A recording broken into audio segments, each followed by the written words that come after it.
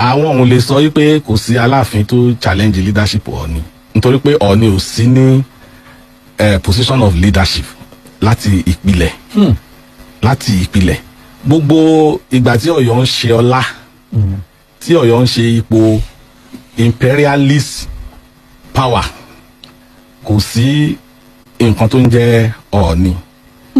gbogbo ìtàn tí wọ́n hun jọ tí wọ́n kàn àgbélẹ̀kọ ni ìgbà t'Ọ̀yọ́ tó fi jẹ́ imperial power tí à ń fogun ja àwọn ìlú káàkiri tí à ń kó àwọn èèyàn ẹlẹ́rú tí à ń ṣe expansionist expedition nǹkan tó yóò jẹ́ pé à fi ń fẹ́ ìlú ká títí because evolution ni Ọ̀yọ́ evolved from being a settlement to a kingdom then to an empire nǹkan tó ń pè l'empire ó yàtọ̀ sí kingdom nǹkan tí ò yé àwọn èèyàn nìyẹn téèyàn kan bá ṣe olórí lórí ìlú tó ń pè ní empire kò ń ṣe ẹgbẹ́ ẹni tó ṣe olórí lórí kingdom sentiment àti emotion ni wọ́n attach mọ́ gbogbo wa ládẹ ní ìfẹ́ kò ń ṣe àwọn èèyàn kan ló ní ìfẹ́ láti ìgbà tí Ọ̀yọ́ ti ń ṣe ọlá t'Ọ̀yọ́ ti ń jẹ́ olórí dé ibi tí ìgbà tí wọ́n fẹ́ ṣe tí àwọn òyìnbó ipò tí wọ́n bá wa òun náà ni wọ́n ṣe rètí ìlú kọ̀ọ̀kan àti ọba kọ̀ọ̀kan nígbà yẹn kò sí pé bóyá wọ́n ṣe bójúbójú òyìnbó kì í ṣe bójúbójú a lè máa pè wọ́n ní colonial rogues I'm a Pan-Africanist gbogbo incursion of àwọn òyìnbó sí ilẹ̀ aláwọ̀ dúdú kò ń ṣe nǹkan tó wà pleasant but nǹkan tó ń mú wá tó jẹ́ nǹkan tó dáa a gbọ́dọ̀ acknowledge exactly a gbọ́dọ̀ acknowledge kò ṣe pé embrace acknowledge wọ́n try nígbà tí wọ́n dé ipe kí wọ́n diminish àwọn ọlá àwọn ipò tí wọ́n bá àwa èèyàn dúdú for instance ìgbà tí wọ́n dé ẹni tó kọ́kọ́ wá sí Ọ̀yọ́lé ní Portuguese kan Lugera tó ń wá ní ayé ìgbà yẹn ní ayé Aláàfin ọba lókun ó rí gbogbo nǹkan tó wà ń bẹ̀ àti attain a level of civilization as at of then ìgbà tí Landa Brothers wá the same thing ó gbà tó kọ report tẹ ó kọ àwọn nǹkan tó bá lọ́yọ̀ ó kọ bí garden ṣe wà nínú palace tó jẹ́ pé Aláàfin ń sin àwọn ẹranko ó keep mini zoo gbogbo àwọn nǹkan wọ̀nyí nǹkan tó yẹ kó jẹ́ nǹkan àmúyangàn fún àwa ọmọ Yorùbá ni nínú ìtàn kì í ṣe nǹkan tí akànlẹ̀ dìde kákan wa máa bú ọlá Ọ̀yọ́ ká máa bú Ọ̀yọ́ gbogbo àsìkò tá tí wọ́n bá lọ títí tó fi di pé wọ́n dá province sílẹ̀ ẹ rí pé ìgbà tí wọ́n dá province sílẹ̀ Aláàfin náà fi ṣe olórí Ọ̀yọ́ province àwọn ọba yòókù wọ́n jẹ́ district heads ni Aláàfin ni ló wà ní head so gbogbo pé wọ́n settle jà wọ́n ṣe kankan Aláàfin ló wà lórí gbogbo àyẹn kò sẹ́ni tó challenge Aláàfin so òun ni pé nǹkan tí professor yẹn sọ is the other way round pé àsìkò tí Aláàfin ti ń ṣe olórí ààrẹ ni tó jáde tó challenge ìgbà tó Aláàfin sign treaty pẹ̀lú àwọn òyìnbó Gẹ̀ẹ́sì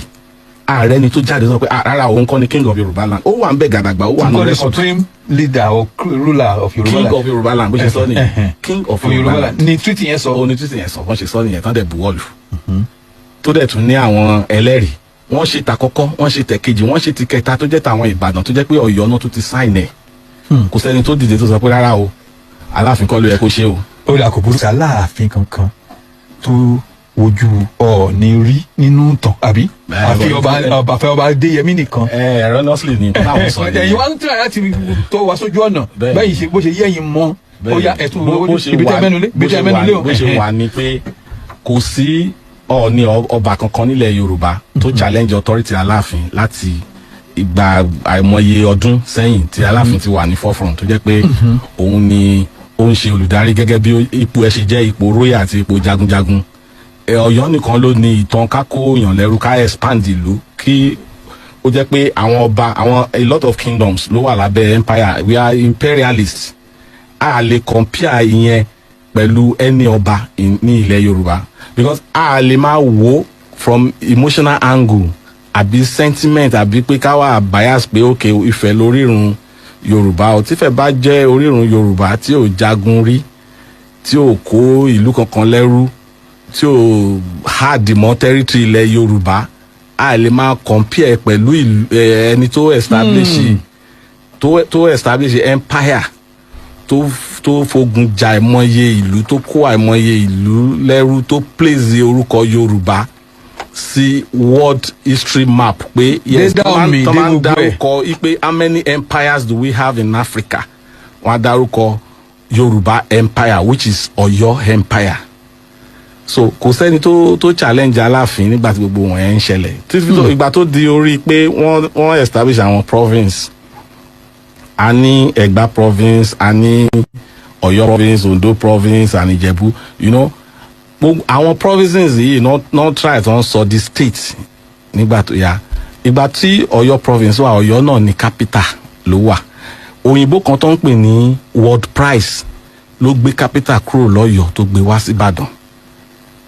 àsìkò gbà yẹn Aláàfin ni olórí Ọ̀yọ́ province tí gbogbo àwọn ọba yòókù tí wọ́n wà lábẹ́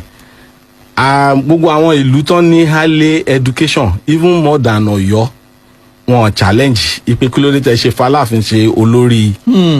Ọ̀yọ́ province. nígbà yẹn gbogbo gbà yẹn tí province tó fi di state kò sẹ́ni tó challenge ẹ̀. That time in history tí Professor Amusan tó ń refer sí ìgbà tí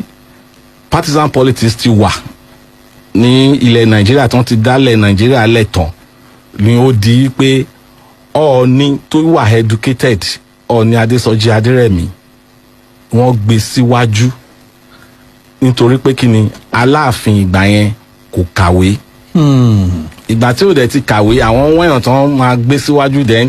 kí nǹkan kan ti wà lára àwọn ọmọ ilẹ̀ Yorùbá kan tó jẹ́ pé wọ́n fi ń kórìíra Ọ̀yọ́ ìyẹn ti wà ní inú wọn ìgbà yẹn náà gbé síwájú ìgbà tó dẹ̀ máa ṣe ìpàdé àwọn ọlọ́balọ́ba kọ́kọ́ Ọ̀yọ́ náà ti ṣe kìí ṣe Ilé-Ifẹ̀ nígbà tó ń fẹ́ ṣe lọ́yọ̀ọ́ ta ló challenge ẹ̀ ipe rárá o source ní kẹ́ gbé lọ Ilé-Ifẹ̀ ní kẹ́ gbé lọ the first motorway nílẹ̀ Nàìjíríà motor road tí mọ́tò kọ́kọ́ gbà nílẹ̀ Nàìjíríà is between Ìbàdàn and Ọ̀yọ́ because wọ́n fi pọ́n Aláàfin lé wọ́n mọ irú ọlá tó wà lọ́yọ̀ọ́ Ọ̀yọ́ lọ́lá wà ìyẹn náà ni wọ́n fi orin tó máa ń kọ pé owó lè kó ní ará Ọ̀yọ́ ló lọ bá kò sẹ́ni tó jáde pé ará Ọ̀yọ́ ni ọba wà so eléyìí tí professor yẹn wá sọ ó jẹ́ nǹkan tó yà mí lẹ́nu pé kò sẹ́ni tó challenge ọ̀tọ̀ ìgbà tí Aláàfin Adéyẹmí 3 tó wà láyé ó challenge wọn to 10 minutes debate kò sẹ́ni tó jáde láti prove superiority kò sẹ́ni tó jáde láti challenge ẹ̀ so ebi o mọ lu tí professor yẹn wà gbogbo gbà yẹn o tí wọ́n lè kóòtù gbogbo nǹkan tó ṣẹlẹ̀ nígbà yẹn kì í ṣe pé torí pé Ọọ̀ni Olúbùṣe àti Aláàfin Adéyẹmí 3